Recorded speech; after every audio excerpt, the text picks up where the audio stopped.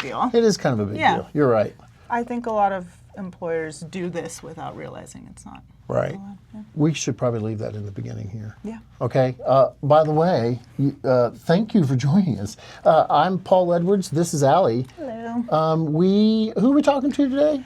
Today we're talking to Virginia about compensation laws. Okay, so you've had some changes in your compensation laws. This has happened across the country, so we're quite familiar with kind of guiding you through this process. It's not that hard, but you are going to have to change a few things. And then I'm going to take a little bit of a left turn in the middle of this, Allie. I'm just going to talk about the impact of pay bands. Yes, Yeah, absolutely. okay. And like Paul said, this has been a trend, so we are very familiar with it, and it really, I think, falls in line with the guidance that we would provide to anyone that we were speaking to, even without these laws. Even without these laws, kind of a best practice kind of way to get the best. Believe it or not, by adhering to this law, I think you actually have a better chance of getting better candidates in. Agreed. Right? Yeah.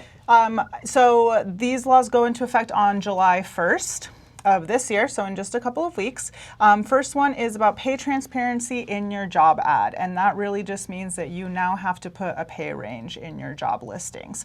Whether that's an hourly wage or the salary range, you need to include it, and it needs to be a range. So you can't just say $50,000 and up. It has to be, $50,000 to $65,000. And just something important to know is that you have to be realistic about these. Don't post $50,000 to $95,000. Right. Don't make yourself a target. I think what we're saying here. Okay, so this is where I get to jump in and take a left-hand turn.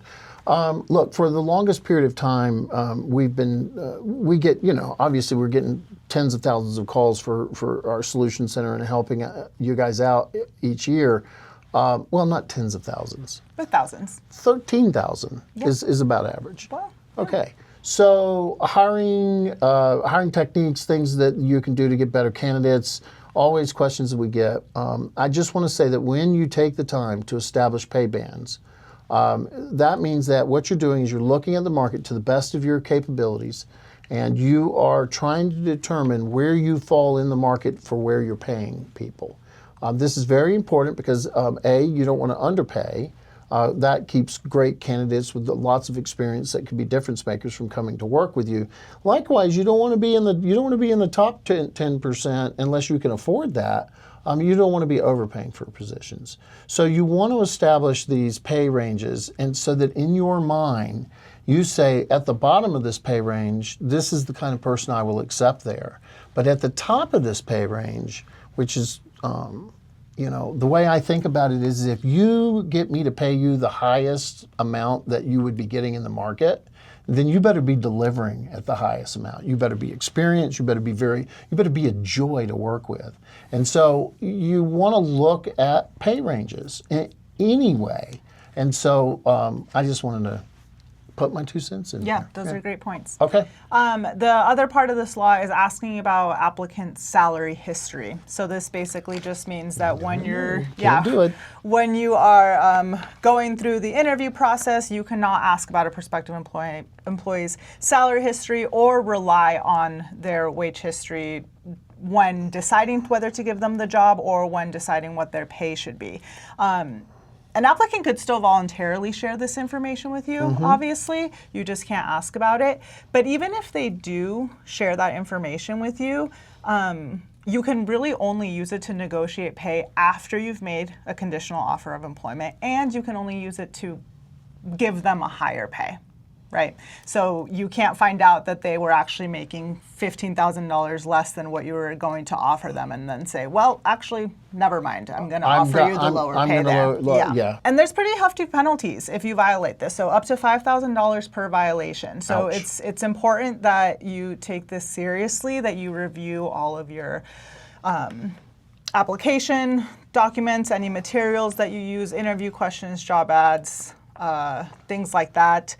The great thing is that because this falls in line with our guidance, CEDR already has applications and job ad templates that are compliant with this law. So you can go into Backstage and find those. And we've linked them in the state update for you, so they're super easy to access. So if you go in Backstage, you're going to get we've got the employment application for you. We've got ad templates that are compliant for you. You can download those and make those your own. There's training. Again, if this is so important, this is very, very important. I don't know who in your office is watching me right now or watching us right now, but there's probably one or more people in your organization that need to go through this training before they start putting job ads up, before they interview applicants, before they use any techniques that might violate this law out of habit. And then, as you said at the beginning, you just kind of want to audit all your materials. Just take a minute here, go spend an hour on Friday and go through everything with your manager. Or if you're a manager, go through it with your doctor and just make sure that everything's aligned, that you're using the right stuff. We're not changing anything in their employee handbook for this. No, I mean, hiring processes don't go into the handbook, so there's no update it's needed there. Yep. The last thing I will say is that we do have a podcast about this topic We because do. it is so popular and so important. So you can check that out. I believe the episode number is episode 310. It's called Pay Transparency and How It Can Help You. So you go to any platform that you like to listen on podcasts, you look for What the Hell Just Happened, which is my very popular I'm being ridiculous. What was the number again? 310. Okay, 310 is the number. We've taken enough of your time. Allie, thanks. Thanks.